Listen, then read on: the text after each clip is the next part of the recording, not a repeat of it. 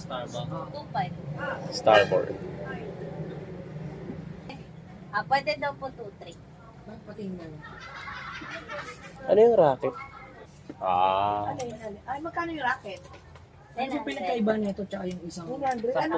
Nakisabay sa ano eh. Lechebena na 500. Wala bang diskaya sa papatong diskaya?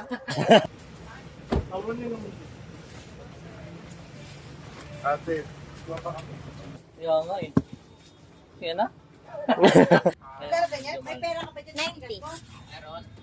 Ito 90. Oh, sagad sa... Anong pinagkaiba? Maganda kasi. Eh, bilhin mo na karana, Everest. Anong pinagkaiba nila yung parang 5-1K? Sabi ni ate. ano lang ba, mas mabilis na. Mas mabilis mo po. Tsaka ang pinakamalaking kaibang talaga. Manufacturer. Ganun lang. Ano na yung hotel?